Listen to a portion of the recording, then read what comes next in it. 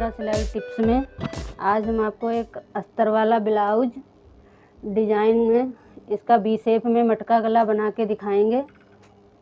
इसमें हमने अस्तर को पहले ही चिपका लिया है, सिल लिया है। अलग से भी काट सकते हैं और साथ में भी मिला के काट सकते हैं। इसमें हमने इसके किनारे दो साइड से इसके किनारे सिल लिए हैं।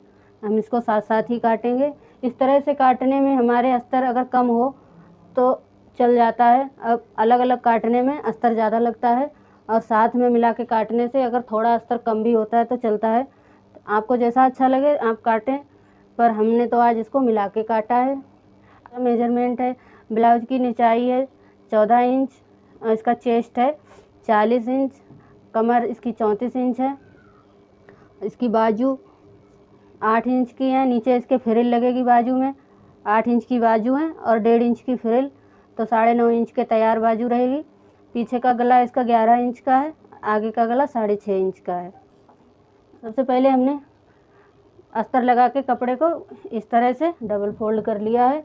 इसको सबसे पहले ब्लाउज की निचाई लेंगे। इसका हमने नीचे का भी हिस्सा सिल रखा है तो इसमें तुरपन की ज़रूरत नहीं पड़ेगी। इसको हमने अंडर फोल्ड किया है कुछ इस तरह से,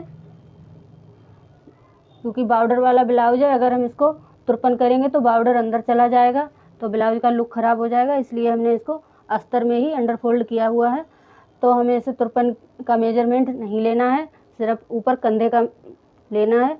तो हम इसे 14.5 इंच की निचाई रखेंगे। नीचे से तुरपाई नहीं होनी है तो हम आधा इंच ऊपर का लेंगे। तो 14.5 इंच हमने निचाई ली है।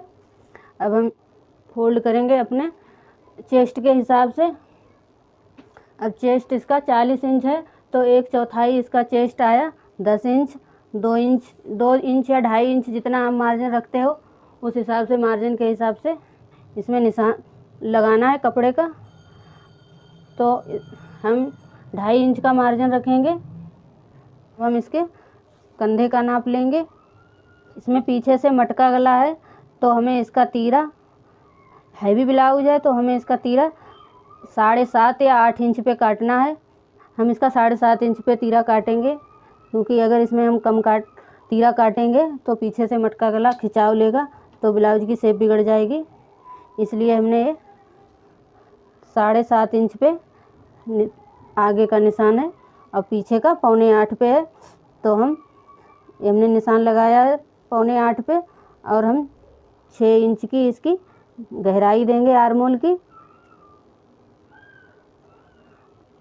और 6 इंच पे हम एक इधर से निशान लगाएंगे और इसको हम एक बॉक्स बना लेंगे इस तरह से।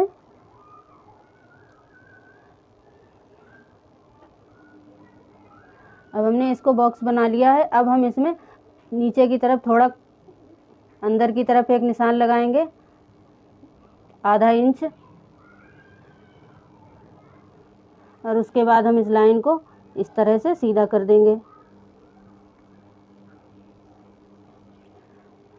अब हम अपने चेस्ट का चौथाई भाग लेंगे। चेस्ट हमारा 40 इंच का है तो इसका चौथाई भाग आया 10 इंच। आधा इंच हम इधर हुक पट्टी और आई पट्टी के लिए हम इस आधा इंच इधर मार्जिन करेंगे तो 10.5 इंच पे एक निशान लगाएंगे इस तरह से। और बाकी ये कपड़ा हमारा आधा इंच 1 इंच हमारा प्लेट के लिए आ जाएगा और 1.5 इंच हमारा मार्जिन रह जाएगा। अब हम इसको सीधा करेंगे इस तरह से। ये हमने सीधा कर दिया है। ये हमारे चेस्ट का चौथाई है। अब नीचे से हम कमर का 1/4 हिस्सा लेंगे तो कमर हमारी इसमें 34 इंच है।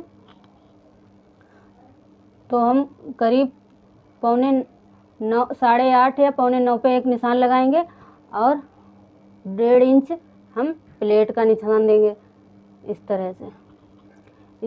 इसको हमें अंदर रखना है, ये हमारा प्लेट का है। उसके बाद हम इस निशान को और इस निशान को सीधा करेंगे।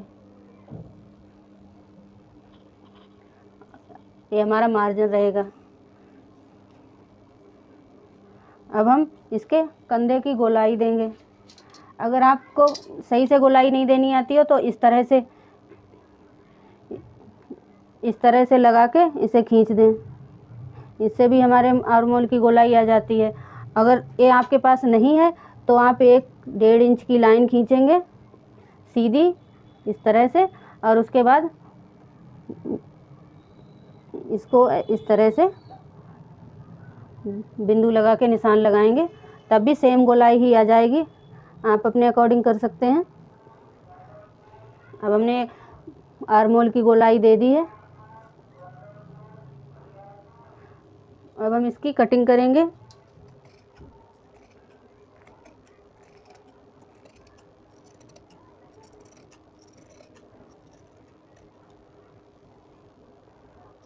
अस्तर और कपड़ा दोनों साथ साथ ही कट रहा है, पर ध्यान रखें कि कपड़ा खींचे नहीं तो फिर सिलाई करते टाइम बड़ा छोटा हो जाएगा।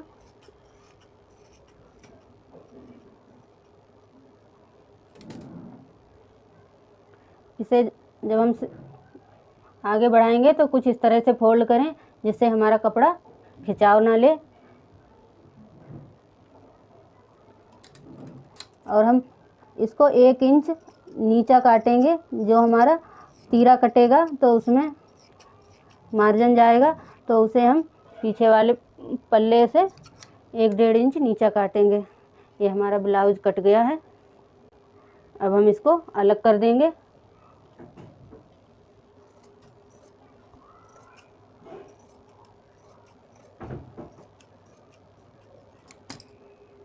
ये हमारा पीछे का भाग है, इसमें पीछे बॉर्डर आया है और बाजू पे भी बॉर्डर आएगा, और आगे वाला हमारा प्लेन है। अब हम इसके अस्तर पर निशान लगाएंगे, टस्क पॉइंट, क्योंकि अगर ब्लाउज पे लगाएंगे तो ऊपर से अस्तर लगा हुआ है तो छुप जाएंगे, तो हमें अस्तर वाले ब्लाउज में हमेशा अस्तर पर ही निशान लगाने चाहिए, जिससे पहचान अच्छी हो जाती है, दिखाई भी देता है। तो हमेशा अस्तर वाले ब्लाउज में अस्तर पर ही निशान लगाएं। तो हम इस कपड़े को इस तरह से पूरा बिछा के और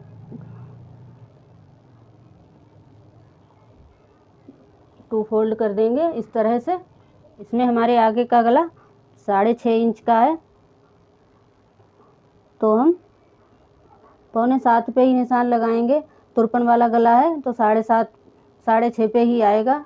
अंदर आधा इंच नीचे बढ़ेगा, वही आधा इंच हमारा ऊपर लग जाएगा मार्जिन में, तो हम इसमें 6.25 पे ही लगाएंगे। अगर 7 पे लगाएंगे तो जो हमारा गला गहरा हो जाएगा। और ब्लाउज का कपड़ा अलग हटा दिया है। अब हम इसके अस्तर पर निशान लगाएंगे इस तरह से। इसे हमने डबल फोल्ड कर लिया है। पहले हम इसके गले का निशान लगाएंगे। गले पे निशान लगाने के लिए हमने 6.25 इंच पे निशान लगा के 3 इंच चौड़ी लाइन खींची है और ऊपर से 3 इंच।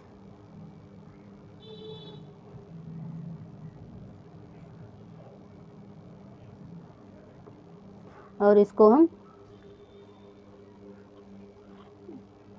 भी हम इसी तरह से अगर गुलाई देना चाहते हैं तो इससे गुलाई दे दें, या फिर आप यहाँ पे भी इसी तरह से एक लाइन खींच के इस तरह से मिला दें, दोनों तरफ से गुलाई आ जाएगी।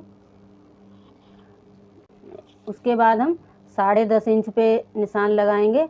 ये हमारा टस्क पॉइंट होता है प्लेट का। इसे हम इस तरह से क्रॉच बना देंगे।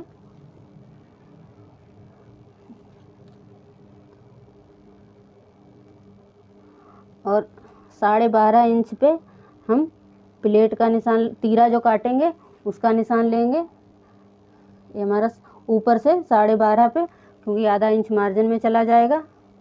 और नीचे से हम 13.5 पे एक निशान लगाएंगे कम, और इस निशान को इस तरह से हम मिला देंगे इस तरह से। और उसके बाद हम ऊपर की तरफ आधा इंच इस तरह से काटेंगे, जिससे हमारे तीरे की शेप थोड़ी नुकीली हो जाएगी इस तरह से। अब हम इसका निशान लगाएंगे। प्लेट का 4.5 इंच पे हमने निशान लगाया है, और 2.5 इंच लंबी प्लेट, और उसके लिए हमें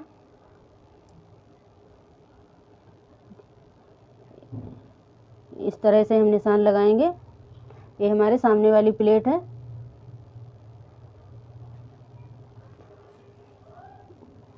उसके बाद 1.5 इंच पर इधर की प्लेट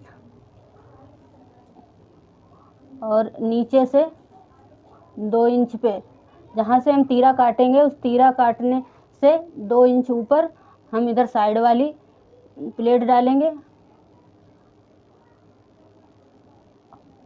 इस तरह से। इसकी भी हमारी निचाई चौड़ाई बीच की 2 इंच ही होनी चाहिए और आधा आधा इंच हम इसको नीचे से चौड़ाई देंगे, जिससे हमारा पफ सही से बन जाए बीच का। अगर प्लेट पतली पड़ेगी तो ब्लाउज में पफ नहीं बनता है। और इस वाली प्लेट को हम इस तरह से चौड़ा कर देंगे। अब हमारे यहाँ पे पीछे से बोट नेक गला है तो ये कंधे चौड़े हैं, पर आगे हमें थोड़े पतले रखने हैं, तो हम इसमें एक्स्ट्रा गुलाई देंगे।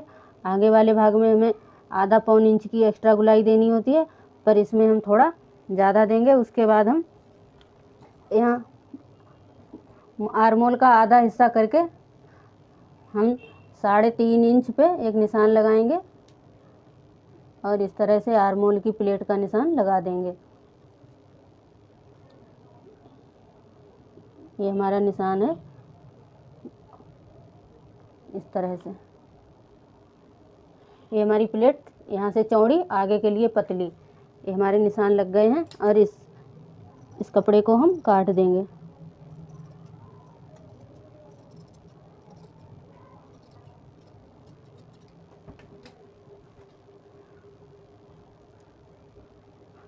सबसे पहले हम तीरा को काटेंगे।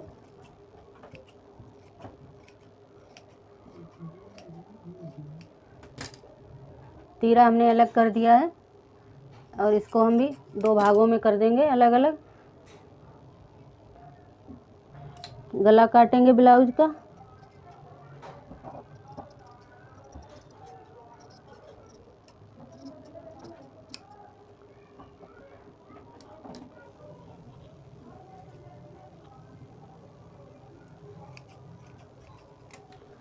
हमारे ब्लाउज की कटिंग हो गई है। अब हम इसकी बाजू निकालेंगे। कटिंग करने के लिए इसकी बाजू 9.5 इंच की तैयार रहेंगी और इसमें 1.5 इंच की नीचे फ्रिल लगेगी।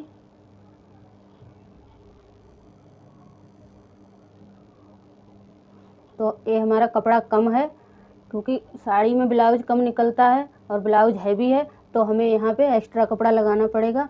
वो हम सिलाई करते टाइम लगाएंगे। पहले हम इसकी इसी तरह से कटिंग कर देंगे।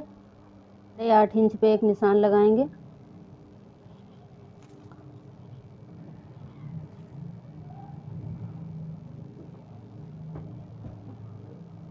और एक सीधी लाइन इस तरह से खींचेंगे।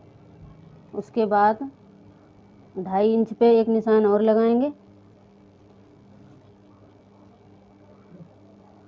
इसमें हमें लूजिंग के लिए कपड़ा अलग से लगाना है और इसको हम 3 इंच पे निशान लगाने के बाद इस तरह से आर्मोल की शेप दे देंगे। इस तरह से जो हमारे इधर लूजिंग का कपड़ा है वो हम अलग से लगाएंगे। अब हम इसकी कटिंग करेंगे।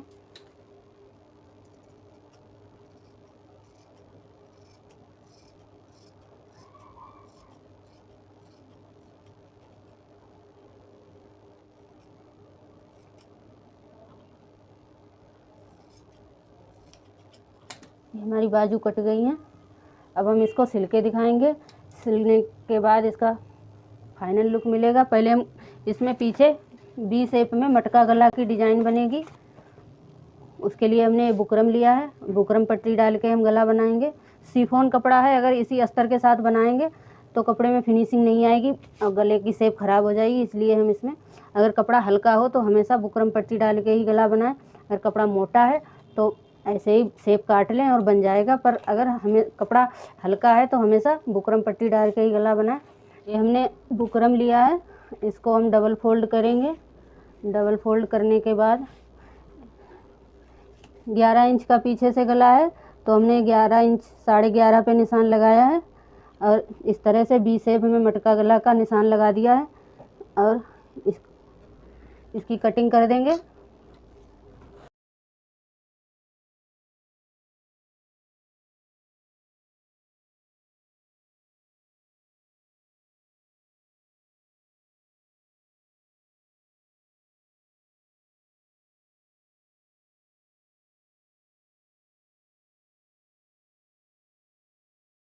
अब हम इसको पट्टी को भी अलग कर देंगे, 1 इंच की पट्टी काट के।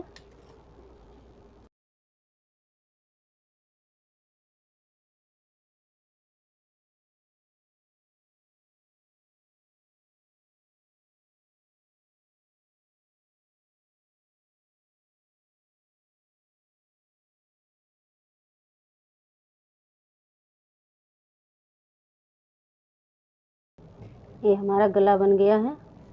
इसे हम पीछे की साइड सेट करेंगे और यहाँ पे डोरी लगाएंगे और ये बी शेप में मटका गला है। ये हमारी बी शेप है और अब हम इसको सिल के दिखाएंगे। सिलने के बाद फाइनल लुक मिलेगा ब्लाउज का देखने के लिए।